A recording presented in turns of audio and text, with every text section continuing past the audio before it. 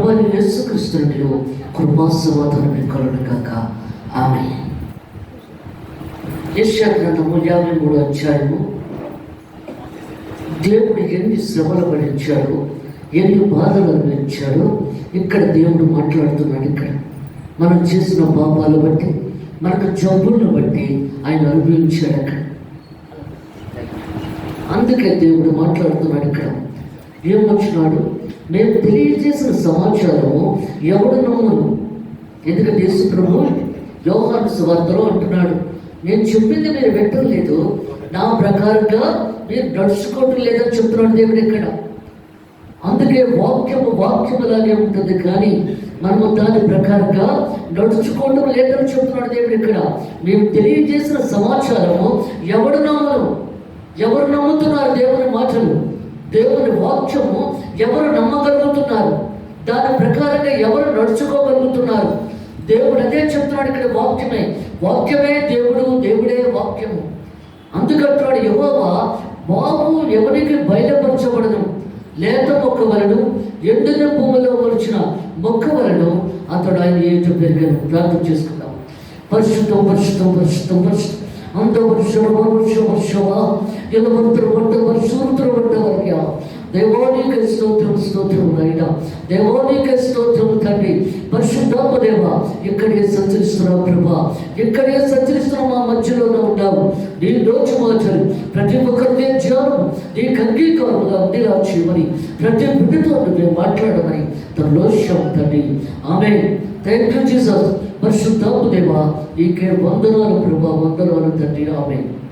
పరిశుద్ధాత్మ దేవుడు ఏం మాట్లాడుతూ ఉన్నాడంటే, దేవాది దేవుడు, సర్వాధికారుడు, సృష్టికర్త, సర్వోన్నత దేవుడు అయిన వాక్యమే దేవుడు, దేవుడే వాక్యము. వాక్యము రెండంచుల గల ఖడ్గం, కీడులోంచి మురుగులోంచి బయటకు లాగేస్తుంది. అలాంటి వాక్యము మనం ఎంతవరకు చదువుతున్నాం, ఎంతవరకు ధ్యానిస్తున్నాం, ఎంతవరకు స్తుతిస్తున్నాం, ఎంతవరకు ఆరాధిస్తున్నాం, ఎంతవరకు కన్నీటితో ప్రార్థన చేస్తున్నాం, ఎంతవరకు కన్నీటితో గోజాడుతున్నాం. అందుకే దేవుడు మాట్లాడుతున్నాడు. యేసు ప్రభు ఈ లోకంలోకి వచ్చిన తర్వాత విశ్వాసాన్ని కృపణ తీసుకొచ్చాడు. విశ్వాసం లేకుండా దేవునికి ఇష్టడే ఉండట అసత్యము. ఆయన ఉన్నాడని పొలము దయచేయవాడని నమ్మనప్పుడే కార్యం జరుగుతుంది, లేకపోతే కార్యము జరగదు. అక్కడ వాక్యము మన పాదములకు దీపమైనది, అది వెలుగే ప్రకాశిస్తుంది. ఆ వెలుగులు మనము ఎంతవరకు నడవగలుగుతున్నాం, ఎంతవరకు జీవించగలుగుతున్నాం. వాక్యం అని వెలుగులో నడవాలి. ఆది యందు వాక్యముండెను, వాక్యము దేవుని యందు ఉండెను, వాక్యము దేవుడై ఉండెను. అది శరీరధారుడే మన మధ్యలో ఉండెను. ఇద్దరు ఒకరు ఉన్న దగ్గర నేను ఉంటానని సెలవిచ్చిన దేవుడైనా. అందుకే దేవుడు మాట్లాడుతున్నాడు ఇక్కడ. ఏమొచ్చినాడు ఇక్కడ? యెహోవా బాబు ఎవరికి బయలుపరచబడదు. అందుకంటున్నాడు, యెహోవా దేవుడు మనల్ని సృష్టించుకున్నాడు. స్తుతుల మీద ఆధారపడే దేవుడు, స్తోత్రాల మీద ఆధారపడే దేవుడైనా. లేత మొక్క వలన, ఎండిన భూమిలో వచ్చిన మొక్క వలన అతడు ఆయన ఏంటో పెరిగాడు. ఎందుకంటే తోటకూర ఇత్తనము చాలా చిన్నగా ఉంటుంది, అది మొక్క పెద్ద వృక్షమై ఉంటుంది. ఆ వృక్షము చెట్ల కింద పశువులు, చెట్ల కింద జంతువులే నివాసమై ఉన్నది.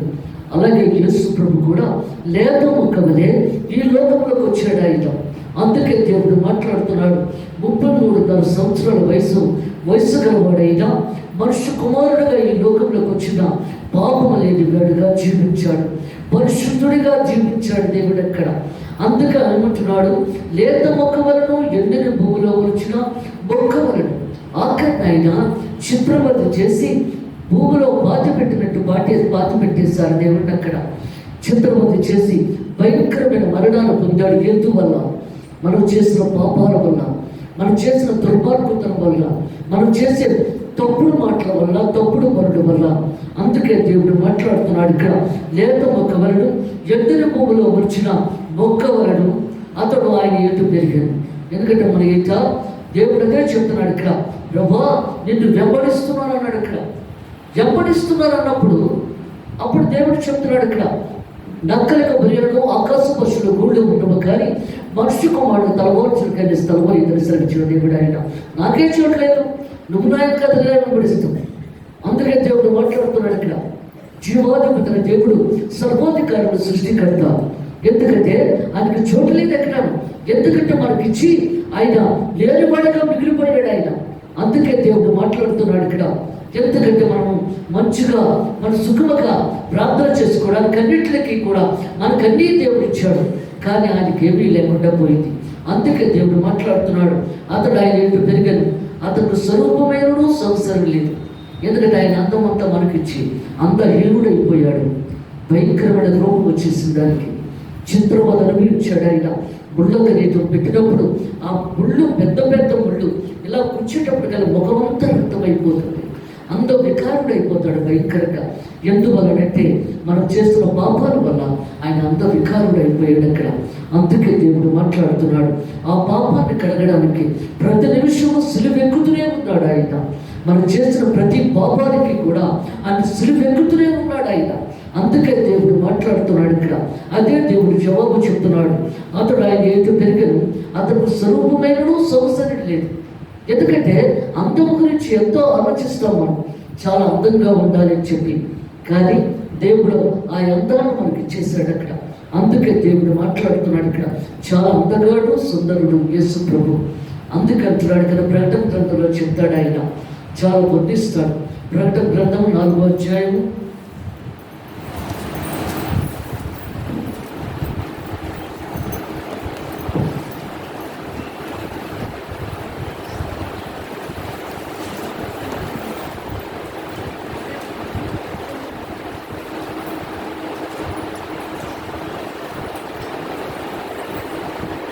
3వ వచనం చెప్పండి. 4వ అధ్యాయం 3వ వచనం.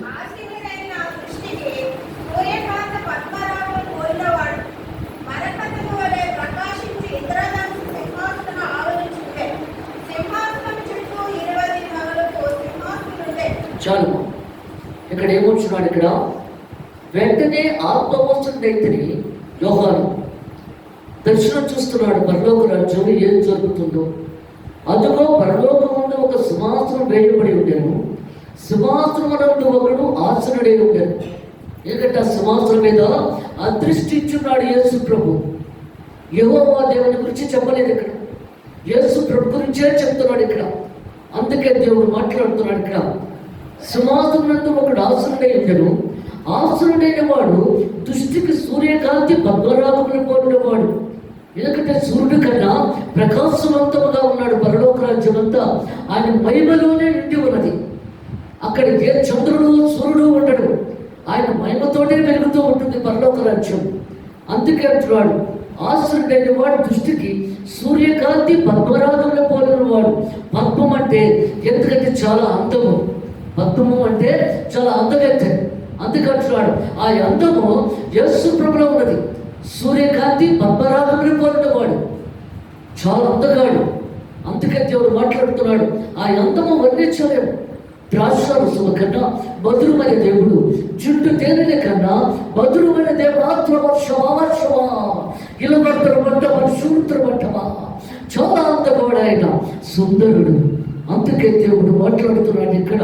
అదే చెప్తున్నాడు ఇక్కడ, పద్మరాగమును పోలిన వాడు మరకత వలె ప్రకాశించు. మరకత అంటే మచ్చలైన వాడు, మరకత అంటే మచ్చలైన వాడు ఆయన. మరి నీకు నాకు మచ్చ ఉన్నది, కానీ అది మచ్చ లేదు కదా. ఆ మచ్చ నువ్వు మనలో ఉన్న మచ్చను తుడిచిపెట్టుకోవాలంటే ఆయన రక్తములో నీ హృదయం అనే వస్త్రాన్ని గుర్తుకుని వచ్చిన అప్పుడు ఆ మచ్చ పోతుంది అక్కడ. దేవుడు మచ్చ లేనివాడు, పరిశుద్ధుడు. అందుకే దేవుడు మాట్లాడుతున్నాడు ఇక్కడ, మరకతము వలె ప్రకాశించి మేఘధనుస్సు మాత్రం ఆవరించి ఉండను. 7 రంగులు మేఘం, ఇంద్రధనుస్సు అది సింహాసనం మీద ఉంటుందట. సింహాసనం మీద 7 రంగులు ప్రకాశిస్తుందట. అందుకే దేవుడు మాట్లాడుతున్నాడు ఇక్కడ, జీవాధిపతిన దేవుడు, సర్వోధికారుడు, సృష్టికర్త, సర్వోన్నతుల దేవుడు అయినా. అదే చెప్తున్నాడు ఇక్కడ 53వ అధ్యాయం గ్రంథము. దేవుడు ఏమొచ్చున్నాడు ఇక్కడ, మనం అతను చూచి, ఎందుకంటే అతడు ఆయన ఏంటో పెరిగాను, యెహోవా దేవుడు ఎదుర్కొంటా పెరుగుతున్నాడు ఆయన. అతనికి స్వరూపము సొగసైనది లేదు. మనం అతను చూచి ఆపేక్షించినట్లుగా, ఎందుకంటే దేవుడిని చూసేటప్పటికల్లా ప్రేమ కలుగుతుంది మనకి. అందుకే దేవుడు అంటున్నాడు, ఎందుకంటే ఆయన చాలా చాలా సున్నితమైన వాడు, కోపం అన్నది లేదు. అందుకే సాత్వికుడు దీన మనసు గలవాడు. ఎందుకంటే ఏ కోపము కూడా రాదు. నువ్వు ఎంత తప్పు చేసినా, ఎన్ని చేసినా 3 సార్లు క్షమిస్తాడు ఆయన. అందుకే దేవుడు మాట్లాడుతున్నాడు, ఆ తప్పును క్షమించడానికి చూస్తాడు. దేవదూతలు తప్పు చేస్తే పాతాళంలో ఒకరు తొక్కేస్తాడు దేవుడు అక్కడ. కానీ మనము తప్పు చేసినప్పుడు ఆయన రక్తాన్ని, ప్రాణాన్ని కూడా మనకు దారపోయడానికి ఇచ్చాడు దేవుడు అక్కడ. ఎంత ప్రేమ గలవాడో చూడండి అక్కడ. మరి నువ్వెంతవరకు ప్రేమిస్తున్నావు ఆయన్ని? ఎంతవరకు కన్నీరు కరుస్తున్నావు? ఎంతవరకు ఏడుస్తున్నావు అక్కడ? అందుకే దేవుడు మాట్లాడుతున్నాడు ఇక్కడ. ఎందుకంటే ఇక్కడ దేవుడు సెలవిస్తున్నాడు ఇక్కడ.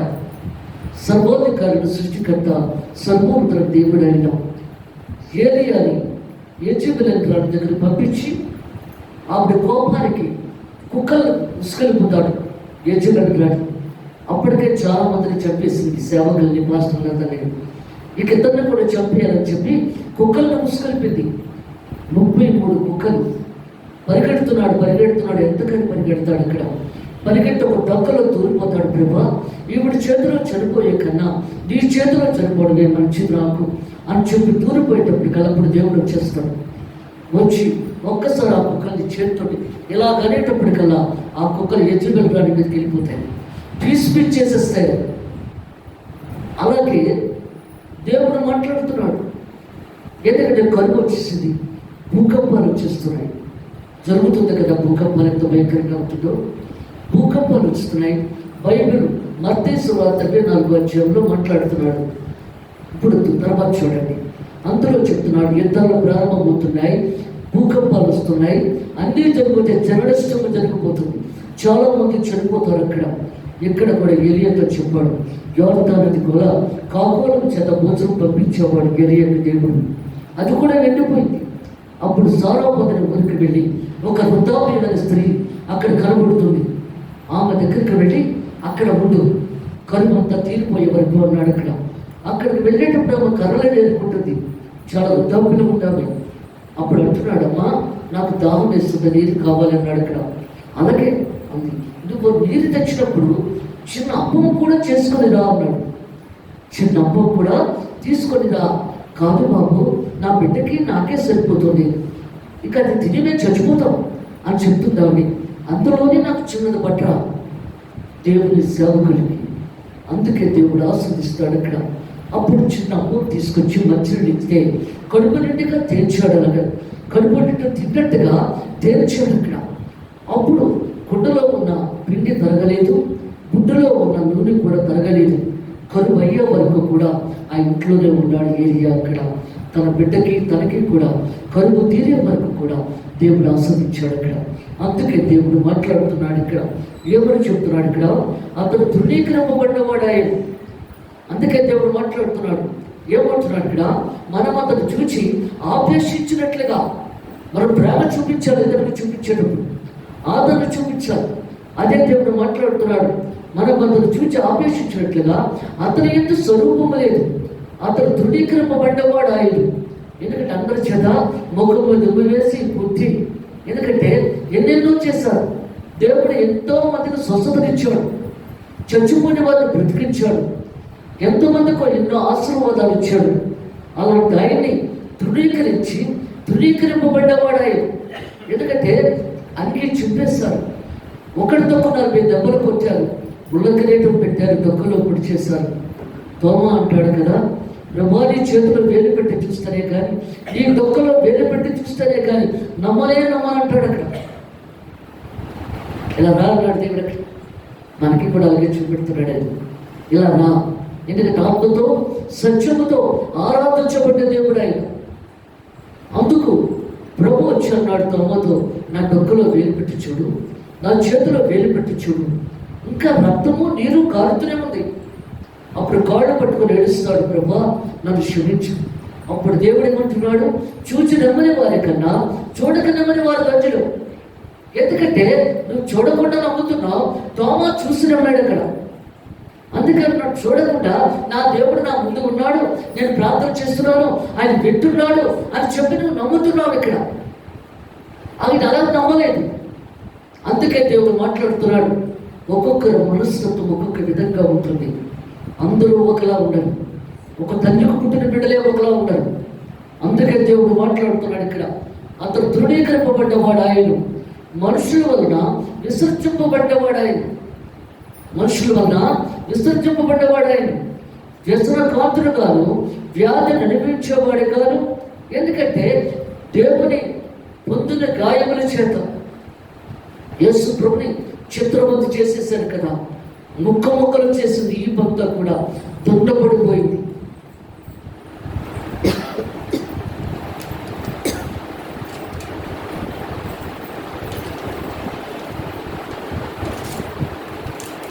వాటి ద్వారానే స్వస్థత జరుగుతుంది మనకి. అందుకే దేవుడు మాట్లాడుతున్నాడు, ఈ పంత కూడా ముక్కలు చేసింది. ఒక మోస పెట్టి ఇలా కొడుతుంటే ఈపులోంచి ముక్కంతా వచ్చేసేది, రక్తము కారిపోయి ఫోకస్లో కొట్టేది రక్తం. దానివల్ల మనకు స్వస్థత అవుతుంది. ఆయన పొందిన గాయముల చేత మనకు స్వస్థత అవుతుంది. ఆయన రక్తము చేత మన పాపేక్షలు కడగబడుతున్నాయి. మనం చేసిన పాపాన్ని మనం ఒప్పుకుండా వచ్చిన దాని ద్వారా దేవుడు కొడుకుతున్నాడు ఇక్కడ. అందుకే దేవుడు మాట్లాడుతున్నాడు ఇక్కడ. ఏమని చెప్తున్నాడు ఇక్కడ, అతని స్వరూపము లేదు, అతడు తృణీకరింపబడ్డవాడు ఆయన, మనుషుల వల్ల విసర్జింపబడ్డవాడును. ఎందుకంటే మనుషుల వల్ల విసర్జింపబడ్డాడు. వారు రోజులు భోజనము లేక నకనకలాడిపోతున్నప్పుడు ఏ రోజు రాజు అంటున్నాడు, ఒక సూచక్రియ చేసి చూపించవా? అతను ఎంతో బాధపడుతున్నాడో వాళ్ళకి తెలియట్లేదు. అక్కడ మంచినీళ్ళు లేవు, తిండానికి తిండి కూడా లేదు. ఒక సూచక్రియ చేసి చూపించాలట. అప్పుడు దేవుడు అంటున్నాడు, ఏ సూచక్రియ కావాలి? యోనా తెగుల కడుపులో 3 రోజులు ఎలా ఉన్నాడో అలాగే ఇప్పుడు మనిషి కుమారుడు కూడా భూగర్భంలో 3 రోజులు ఉంటాడు. అదే సూచక్రియ జరుగుతుంది. ఇప్పుడు జరగబోతున్న అదే సూచక్రియ. అందుకే దేవుడు మాట్లాడుతున్నాడు ఇక్కడ, మనుషులు చూడగలనేవాడు కాదు, అతను తృణీకరింపబడ్డవాడు కనుక మనం అతను ఎన్నిక చేయకపోతుంది. అందుకంటున్నాడు, ప్రభుని మనం చూడలేకపోయాం. ఆఖరి చనిపోయేటప్పటికల్లా అతను ముఖం చూడాలంటేనే చాలా భయంకరంగా ఉంది అక్కడ. అందుకంటున్నాడు ఇక్కడ, ఎన్నిక చేయకపోతుంది. నిశ్చయముగా అతడు మన రోగములు భరించాడు, మన జబ్బులు ఆయన భరిస్తున్నాడు. అందుకే దేవుడు మాట్లాడుతున్నాడు ఇక్కడ, మన జబ్బుల్ని ఆయన భరిస్తున్నాడు, మనకు స్వస్థిస్తున్నాడు దేవుడు ఇక్కడ. అందుకే దేవుడు మాట్లాడుతున్నాడు, ప్రతిదీ కూడా డాక్టర్లు చెప్పేస్తారు, ఇవిడ చనిపోతుంది, తీసుకెళ్ళిన వెంటనే 5 నిమిషాలకే ప్రాణం పోవచ్చు. అందుకే దేవుడు మాట్లాడుతున్నాడు, ఎందుకంటే ఆయన మన భారాన్ని మోస్తున్నాడు, మన జబ్బులను భరిస్తున్నాడు, మన బాధలను భరిస్తున్నాడు, మనకంతా మంచి చేస్తున్నాడు. అందుకే దేవుడు మాట్లాడుతున్నాడు ఇక్కడ. ఎంతవరకు మనం పిల్లలు పాట పాడారు కదా, మనం ఎంతవరకు ఆయనకి విశ్వాసంగా పడి ఉంటున్నాం, మనం చేసిన దాన్ని బట్టి ఎంతవరకు ఆయనతో కలిసి మనం జీవించగలుగుతున్నాం, కన్నీరు కార్చగలుగుతున్నాం. ఈ 40 రోజుల్లో ఎంతవరకు మనం కన్నీరు కారుస్తున్నాం, ఏడుస్తున్నాం మనం ఆయన గురించి. నా పాపాల నిమిత్తము, నా బాధల గురించి నువ్వు బాధలు పడి నీ ప్రాణాన్ని ఇచ్చావా ప్రభాని ఎంతవరకు మనం ఏడుస్తున్నాం అక్కడ. అదే మాట అంటున్నాడు, నిశ్చయముగా అతను మన రోగంలో భరించాడు, మన వ్యసనంలో వహించాడు. ఎందుకంటే ఎన్నెన్నో మన వ్యసనాలు ఏది తీసుకోలేకపోతున్నాం. అందుకంటున్నాడు ఇక్కడ, ప్రభా నా వ్యసనాన్ని నేను తీసుకోలేకపోతున్నాను, నువ్వే తీసేయండి ప్రభా అని ప్రార్థన చేయాలి. అందుకే దేవుడు మాట్లాడుతున్నాడు, త్రాగుడు, వ్యభిచారము, అబద్ధాలు. అందుకే దేవుడు మాట్లాడుతున్నాడు ఇక్కడ. దావీదు మహారాజు గారు 1 వ్యభిచారము, 2 మాటలు. అందుకే దేవుడు మాట్లాడుతున్నాడు, ఉరియా నా భార్యతో తప్పు చేశాడు, ఉరియా నాది చంపించేశాడు. ఎలాంటి మనస్సు! అందుకంటున్నాడు దేవుడు అక్కడ, నేను యుద్ధానికి వెళతాను, ఇంటికి వెళ్ళాలన్న మాటకి యుద్ధంలో ముందు పెట్టి చంపించేస్తాడు. రాజు నా సంగతి గర్వముతో అహంకారముతో చంపించేస్తాడు.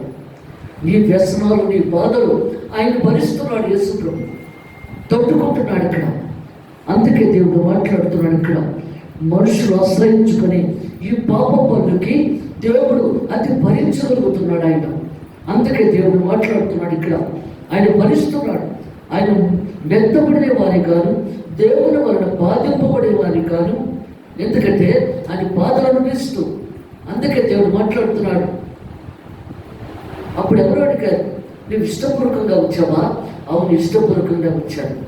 మరణ శాసనం రాసిన వాడు మరణిస్తే తప్ప ఆ మరణ శాసనం రద్దు కాదు. మరణ శాసనం రాసిన వాడు యెహోవా దేవుడు, అతను రద్దుపరచడానికి యేసుప్రభు వచ్చాడు. అందుకే తన ప్రియ కుమారుడు అంటే యెహోవా దేవుడికి చాలా ఇష్టం. ఎందుకంటే తను ఇష్టపూర్వకంగా వచ్చాడు. నా చేతిలో ఉన్నది, దానితో చెల్లించేస్తున్నాడు. ఆ చేటతో గోధుమని కొట్టులో వేసి గురుగుల్ని కాల్చి వేస్తున్నాడు. శవా, ఎందుకంటే అగ్నిగుండంలో పడేస్తున్నాడు. తప్పు చేసిన ప్రతి ఒక్కరిని అగ్ని ఆరదో పురుగు చావదు. అందుకే దేవుడు మాట్లాడుతున్నాడు, తప్పు చేసిన ప్రతి ఒక్కరిని ఎలా చేయాలో అలా చేస్తాడు దేవుడు అక్కడ. అందుకే సరి చేసుకోమని ఈ శ్రమల ప్రాంతంలో పెడుతున్నాడు దేవుడు ఇక్కడ. ఆ తప్పులు సరిదిద్దుకోవాలి, మంచిగా బ్రతకడం నేర్చుకోవాలి. అందుకే దేవుడు మాట్లాడుతున్నాడు ఇక్కడ.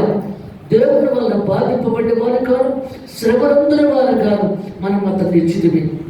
మన అతిక్రమ క్రియలను బట్టి, అంటే మనం చేసే పనులు బట్టి అతిక్రమ క్రియ, నీ క్రియ, నీ నడవడిక, నీ ప్రవర్తన జడ్జిమెంట్ తీర్పులోకి వచ్చేస్తాం.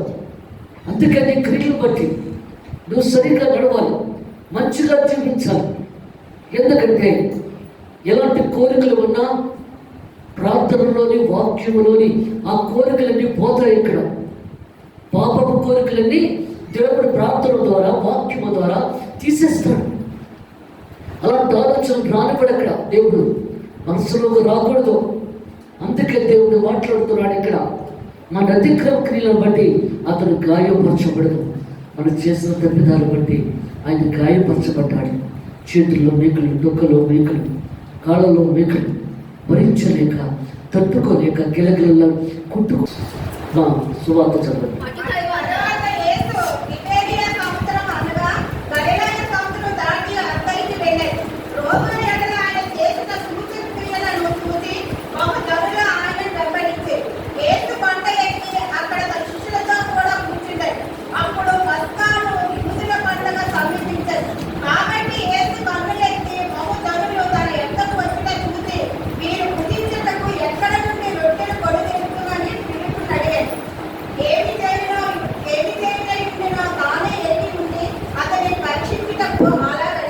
చాలు.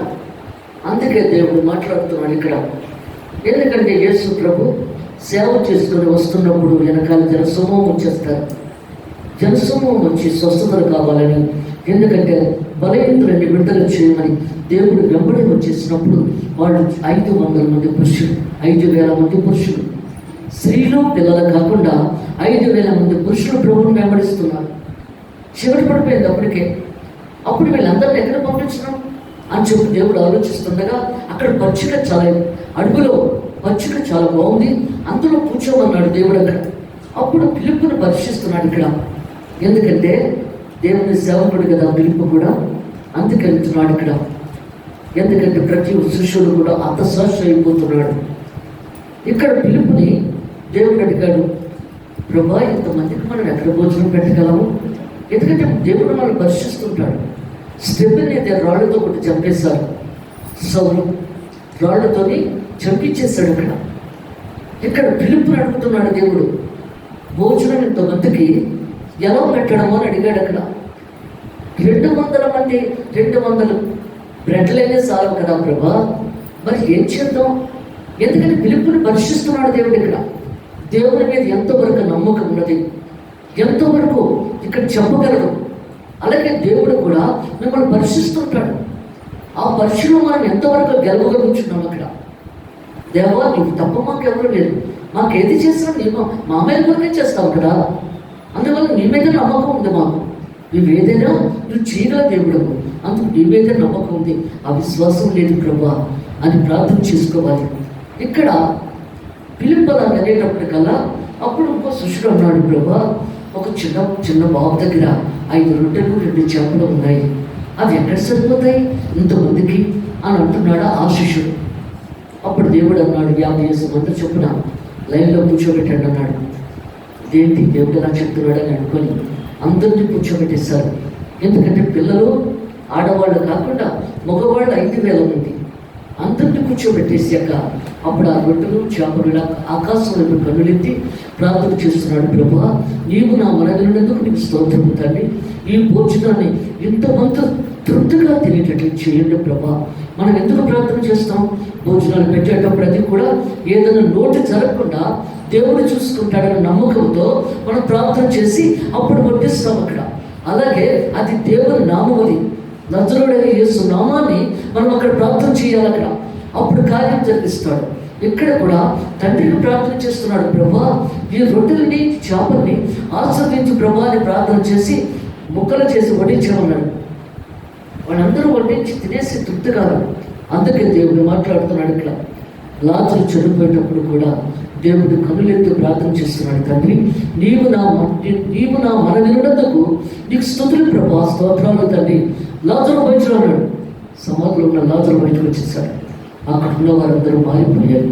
ఆ కుటుంబం అంతా కూడా మారిపోయింది. అందుకే దేవుడు మాట్లాడుతున్నాడు. ఇక్కడ జీవాధిపతిని దేవుడు, సర్వాధికారుల సృష్టికర్త, సర్వోన్నత దేవుడు అయిన ఆ రొట్టెలన్నీ తినగా మిగిలిన ముక్కల్ని గంపల్లోకి ఎత్తమన్నాడు. అవి ఎన్ని చేయండి? 12 గంపలు ఎత్తాడు. అందరూ తృప్తిగా తిన్న తర్వాత అలాగే మనము కూడా కొంచెమైనా మనం ప్రార్థన చేసుకుంటే అవి చాలా రెట్టింపు దేవుడు ఇస్తాడు. ఒకటి అడిగితే నేను ఇచ్చే దేవుడు అయినా. అందుకే దేవుడు మాట్లాడుతున్నాడు. ఏ కొరత మనకు ఉండదు. ఆశీర్వాదాలు దేవుడు ఇస్తాడు. దేవుళ్ళు కృపిస్తాడు మన కుటుంబానికి. ఎందుకంటే ఈ మాట చెప్పి నేను ముగించేస్తున్నాను. ఇక్కడ జరిగిన విషయమే. అయ్యగారు దగ్గర పనిచేసేవారు ఆయన. అప్పుడు తన భార్య తాలూకు తల్లి గారికి అమలాపురం సైడే ఆవిడకి పిల్లలు లేరు. పిల్లలు లేకపోయేటప్పుడు పుట్టిన బిడ్డగా చచ్చిపోతున్నాడు. పుడుతున్నారు, చచ్చిపోయేటప్పటికి 6 అయిపోయారు, చచ్చిపోయారు. పుట్టిన వెంటనే చనిపోతున్నారు. ఇప్పుడు ఆ అమ్మాయి ఉంది కదా, 7వ అమ్మాయి, అంటే 8వ అమ్మాయి అన్నమాట. ఈ అమ్మాయి 7వ అమ్మాయి కూడా చచ్చిపోయింది. చచ్చిపోగానే చాలా వేదన, బాధ అయిపోయి, మరి మగవాడి కన్నా ఆడదానికి ఎక్కువ బాధగా ఉంటుంది. గర్భస్వామి వేదనకరం కదా. ఆవిడ గోదావరిలో పడి చచ్చిపోతానని చెప్పి పరుగులు ఎడుతుంటే పాపం ఎంతగానో భర్త కాపలా కాసుకుంటాడు. అక్కడ ఇంట్లో ఒక బంధువులు అమ్మాయిని పెట్టి కాపలా పెట్టాడు. ఈ లోపల ఆ ఇంట్లోని వాడు తాలూకు ఒక ఆయన పాస్టర్గా అయ్యారు. ఆయన వాడి అన్యులు అనమాట వాడు. అప్పుడు ఆయన వచ్చి అన్నాడు, నాకు భోజనం పెట్టు అన్నాడు. భోజనం పెట్టింది, ప్రార్థన చేస్తానన్నాడు.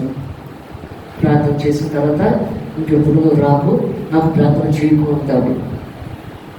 అలాగే నేను చెప్పి వెళ్ళిపోయాడు. 2సారి మళ్ళీ వచ్చాడు. నేను రావద్దన్నాను కదా, నువ్వు ప్రార్థన చేస్తావు, నాకు ప్రార్థన వద్దు ఉంది అక్కడ. అలాగే నాకు భోజనం పెట్టన్నాడు. చుట్టం కదా ఆయన. భోజనం పెట్టిన తర్వాత ప్రార్థన చేస్తానంటే నాకు అక్కర్లేదు అంటాడు. చెయ్యాలి, చేయకపోతే నేను తిన్నది దేవుడు నన్ను కక్కేమంటాడు మళ్ళాను. ఎందుకంటే దాన్ని రుణపడిపోవాలి నీకు, అందులో నేను ప్రార్థన చేయాలి. అప్పుడు అందామని ఇతను ఎలాగే వస్తూ ఉంటాడు నన్ను అని చెప్పి, నేను ఇప్పుడు చచ్చిపోయింది కదా అమ్మాయి, అప్పుడే దగ్గర 1 సంవత్సరం అయిపోయింది. సమాధి చేసి 2 సంవత్సరాలు అయిపోతుంది దగ్గర. ఆ అమ్మాయిని నేను చూడలేదు, మొహద్దులు పడిపోయాను. పుట్టిన వెంటనే చచ్చిపోయింది అనేటప్పుడు కదా, మరి అమ్మాయిని నువ్వు చూపెడతావా నాకు అని అడిగింది. మరి మీ దేవుడు గొప్పవాడు అంటున్నావు కదా, అందుకు నాకు చూపెడతావా ఈ అమ్మాయిని, చచ్చిపోయిన అమ్మాయిని అంది. అలాగే చూపెడతాను, నా దేవుడు గొప్పవాడే, చూపెడతాను అన్నాడు ఆయన. వెళ్ళిపోయిన తర్వాత ఇక రాళ్లే అని అనుకుంది దేవుడి. ఎందుకంటే మనుషులు రాదని చెప్పుకోవడానికి అనుకుంటాం, కానీ దేవుడు తీసుకొస్తాడు. వచ్చాడు ఆయన మళ్ళా వచ్చి అప్పుడు అన్నాడు, ఎక్కడ సమాధి చేశారో అక్కడ తవ్వమని చెప్పు అన్నాడు. ఎవరు చేశారు? రమ్మను. ఆ తవ్వండి అక్కడ అన్నాడు. ఊరంతా వచ్చేసింది. అది ఒక పల్లెటూరు కదా. లాజరు చనిపోయేటప్పుడు ఎలా వచ్చేసారో అంత జనం వచ్చేసారు అక్కడ. వచ్చేటప్పుడు కల్లా అప్పుడు అక్కడ తవ్వుతున్నప్పుడు తవ్వేటప్పటికల్లా ఫ్రెష్గా ఎలా చనిపోతారో మెళ్ళలో దండేసి అలాగే ఉంది ఆ పాపం. ఫ్రెష్గా ఉంది, అలాగే ఉంది. అందరూ దడ పడిపోయారు. అందరూ కూడా ఆ బాడీని చూసి. అప్పుడు 2 సంవత్సరాలు అయిపోతుంది. ఈవిడ కూడా పడిపోయింది, వాళ్ళ అమ్మ కూడా పడిపోయింది. అప్పుడు తన ఇంట్లో ఉన్న విగ్రహాన్ని తీసుకెళ్ళి గోదావరిలో పడేసింది. నా దేవుడే గొప్పవాడు, నా బిడ్డను చూపించాడు. నేను ఎన్ని దేవతలను పూజించినా నాకు ప్రయోజనం లేదు, యేసుప్రభువే గొప్ప దేవుడు అని చెప్పి అప్పుడు ఆ బంధువులకి అందరికీ కూడా యేసు ప్రభువుని ప్రార్థన చేసుకోండి, మంచిగా చేయండి అని చెప్పి ఆమె కూడా ఇలా జరుగుతుండగా ఆమె కడుపులో గాయాలు అనిపించి డాక్టర్ దగ్గరికి వెళ్తే నువ్వు ప్రెగ్నెంట్తో ఉన్నావు అన్నారు. అదేంటి ఈ వయసులో నేను ప్రెగ్నెంట్తో ఉండడం అని చెప్పి అనుకుంది. మళ్ళీ దేవుడు ఇచ్చాడేమో ఒకవేళ అని సంతోషపడింది ఆ పాపే. ఎందుకంటే అయ్యగారి తాలూకా ఫ్రెండ్ అలా ఆవిడనమాట, ఆవిడ వచ్చే సాక్ష్యం చెప్పారు చర్చిలో గురించి. ఆవిడకి కూడా ఇద్దరు పిల్లలు. ఎందుకంటే దేవుడు చేసిన కార్యాలు కంటికి కనిపించబో మనుషులు దానికి గోచరం. దేవుని పరిస్థితులు అక్కడ